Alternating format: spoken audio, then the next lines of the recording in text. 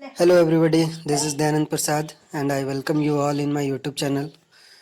आज हम theory of machine का लेक्चर 8 है, लेकिन हम लोग इसमें जो टॉपिक डिस्कस करने वाले हैं वो प्रीवियस टॉपिक ही है जो यूनिट 1 का है।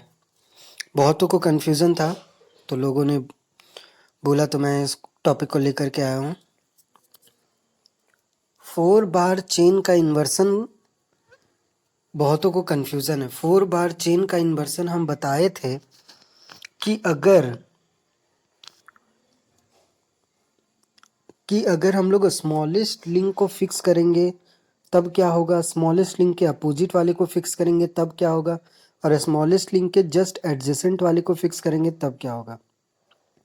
स्मॉलेस्ट वाले को फिक्स करते थे तो हम लोग का क्या बनता था, तो हम लोगों का बनता था डबल क्रैंक, और अगर स्मॉलेस्ट लिंक के अपोजिट वाले को फिक्स करते थे तो हम लोग का बनता था डबल रॉकर मैकेनिज्म, और एडजेसेंट स्मॉलेस्ट लिंक के एडजेसेंट वाले को फिक्स करते थे तो हम लोग का बनता था क्रैंक रॉकर मैकेनिज्म। ठीक है, तो अभी वही हम लोग फर्स्ट 4 बार चेन का इन्वर्सन, यही जो 4 लिंक है उन लोगों को जो मैकेनिज्म का नाम दे दिया गया, अलग अलग नाम, कि जैसे बीम इंजन हो गया, वॉट इंडिकेटर डायग्राम हो गया, पेंटोग्राफ हो गया, लोकोमोटिव हो गया। तो इन सब चीज़ों के बारे में अभी हम लोग पढ़ लेते हैं। तो सबसे पहले आ गया बीम इंजन। तो बीम इंजन का क्या फंक्शन है? बीम इंजन का फंक्शन है कि एक रोटरी मोशन को रिसिप्रोकेटिंग मोशन में कन्वर्ट करता है। रोटरी मोशन को रिसिप्रोकेटिंग मोशन में कन्वर्ट करता है।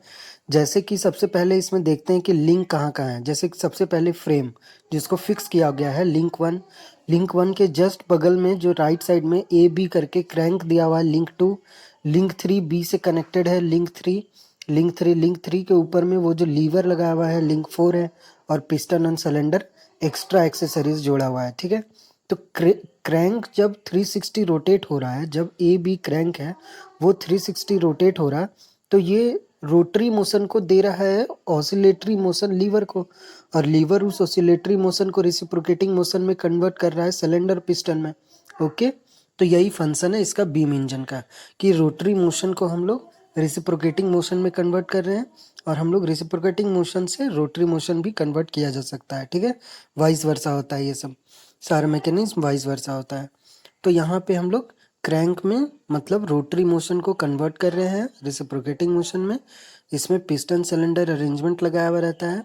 ओके, तो ये हो गया बीम इंजन। चलिए अब नेक्स्ट देखते हैं, ये हो गया लोकोमोटिव।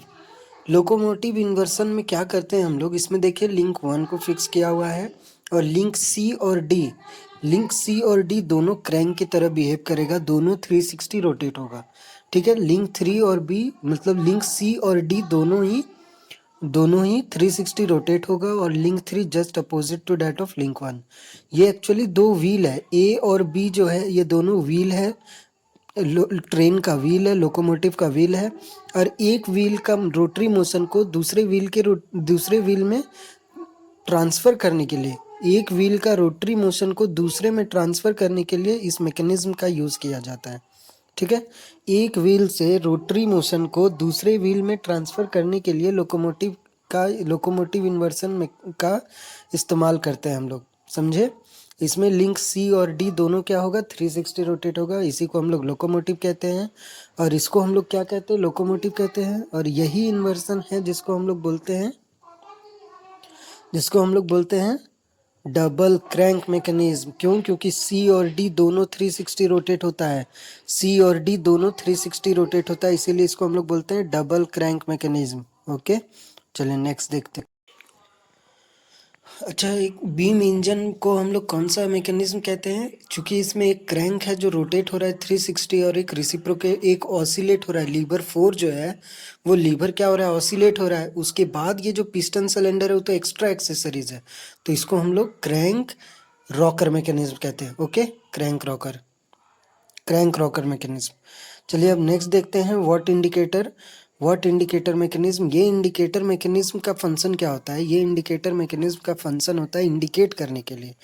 जैसे यहाँ पे एक सिलेंडर लगाया हुआ है, सिलेंडर अरेंजमेंट है, और ये सिलेंडर अरेंजमेंट में इसमें जो भी फ्लूइड वगैरह होगा, अगर इसका प्रेशर हमको चाहिए तो इसमें क्या करेंगे, वॉट इंडिकेटर मैकेनिज्म ऊपर में लगा देंगे। अगर इसका प्रेशर, जितना प्रेशर होगा उस हिसाब से इसका पिस्टन जो होगा वो ऊपर नीचे होगा।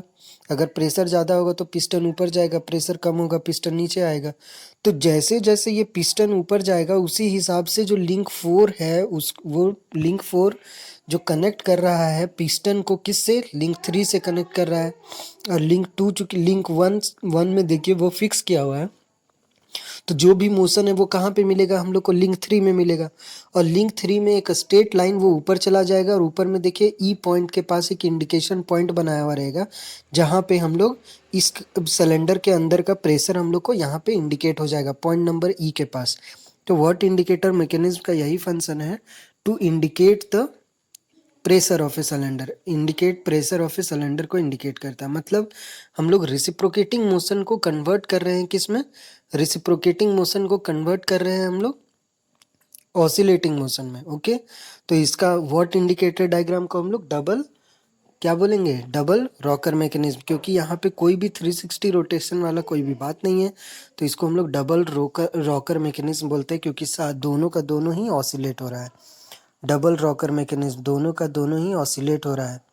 ठीक है, अब हम लोग यहाँ पे देखे हैं कि इसको हम लोग पेंटाग्राफ, ये है पेंटाग्राफ। पेंटाग्राफ का इस्तेमाल कहाँ करते हैं, तो पेंटाग्राफ का इस्तेमाल करते हैं हम लोग किसी भी छोटा डायग्राम को, किसी छोटा डायग्राम को बड़ा स्केल में बनाने के लिए पेंटाग्राफ का इस्तेमाल करते हैं। एक छोटा डायग्राम को बड़ा स्केल में बनाने के लिए हम लोग पेंटाग्राफ में इस्तेमाल करते हैं। ठीक है, चलिए पेंटाग्राफ में इस्तेमाल करते हैं। तो इसमें होता क्या है, देखिए एक पॉइंट एकदम नीब जो आर्म बी है उधर में एक पेल्सिन लगाया हुआ है।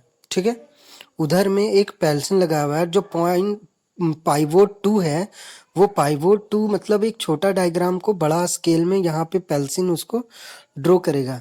ये एक्चुअली आपको समझ नहीं आ रहा होगा अभी पेंटाग्राफ में, इसका एक वीडियो दिखाता हूँ छोटा सा, तब आपको ज़्यादा क्लियर होगा। देखते रहिए पेंटाग्राफ। और ये पेंटाग्राफ लेकिन मैकेनिज्म कौन सा है, तो ये मैकेनिज्म है डबल रॉकर मैकेनिज्म, क्योंकि इसमें भी 360 रोटेशन नहीं हो रहा है, कहीं भी ऑसिलेट ही हो रहा है। ठीक है, ऑसिलेट ही हो रहा है। चलिए देखते हैं इसका वीडियो, ये काफ़ी क्लियर होगा आपको। देखिए बिल्कुल ऐसे ही एक छोटा डायग्राम को बड़ा स्केल में कैसे कर रहा है।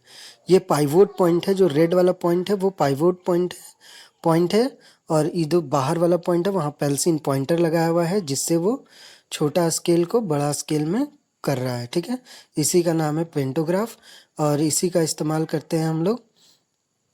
इसको हम लोग डबल रॉकर मैकेनिज्म ही कहते हैं।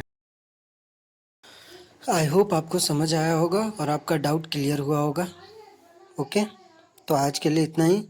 Thank you.